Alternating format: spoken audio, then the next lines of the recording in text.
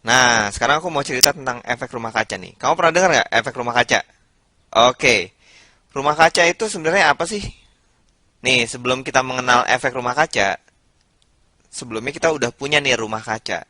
Kalau di bahasa Inggris, rumah kaca tuh greenhouse. Ayo, kamu punya greenhouse nggak di rumah? Atau di sekolah? Kadang-kadang sekolah suka ada nih greenhouse. Atau di ya beberapa tempat ini ya, di taman kota gitu kadang-kadang suka ada greenhouse. Nah, oke, greenhouse itu sebenarnya dipakai untuk apa sih? Ini biasa dipakai untuk membiarkan tanaman ya, misalkan. Nih, contohnya gini. Nah, ini adalah greenhouse. Jadi ini ada kacanya di atas. Kacanya itu berarti kalau ada sinar mataharinya ini tembus sampai bawah ya. Nah, dia tembus sampai bawah.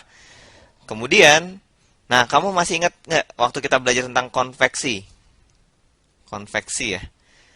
Nah, udara yang panas di bawah, biasanya kalau matahari itu memanaskan bagian bawah ini, maka di sini jadi panas, gitu ya.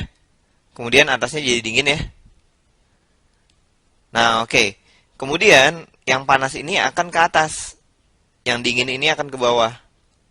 Nah, berikutnya dipanasin lagi sama matahari dan seterusnya berputar-putar gitu ya. Nah, kalau nggak ada kaca ini, nggak ada penutupnya, maka konveksinya kemana? Iya, konveksinya ke atas gitu ya, muternya jauh ke atas. Sementara gara-gara ada rumah kaca ini, ketika udara panas mau ke atas, mentok, langsung turun lagi.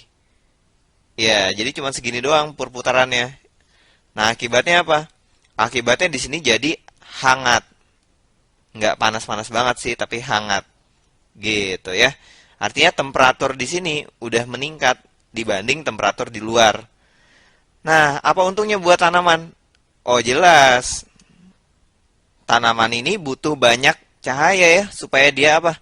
Ya, supaya dia bisa melakukan proses fotosintesis gitu. Oke, sehingga akhirnya tanaman ini jadi lebih subur dengan adanya greenhouse ini, oke? Nah, dari proses rumah kaca ini, bumi kita ini dianggap sebagai rumah kaca yang sangat besar ya. Rumah kaca yang sangat besar. Jadi, prosesnya itu ya mirip bumi itu memanas. Kenapa bisa memanas? Oke, gini ceritanya.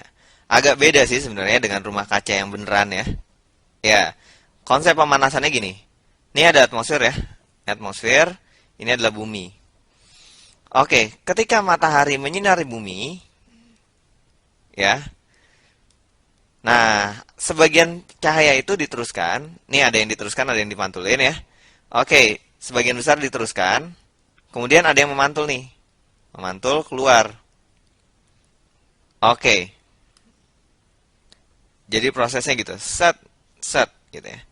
Nah, kalau atmosfernya ini terdiri dari zat-zat yang bisa memantulkan lagi, maka ketika ketika dia ingin keluar, nah cahaya matahari ini terjebak balik lagi. Nah, seperti itu. Iya, mau keluar kejebak lagi, balik lagi. Sebagian ada yang dipantul, ada yang terus, ada yang dipantulkan ya. Ada yang dipantulkan, ada yang diteruskan. Tapi bisa jadi banyak banget nih yang dipantulkan lagi. Nah, kalau udah terlalu banyak yang terjebak, lama-lama gimana? Ya, lama-lama bumi jadi panas.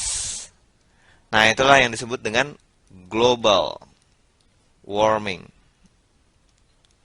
yaitu pemanasan global gitu, oke? Nah, kalau udah panas kayak gitu, apa aja efeknya buat bumi? Nah, nanti aku ceritain deh, oke? Sekarang kita berhenti sampai sini dulu ya.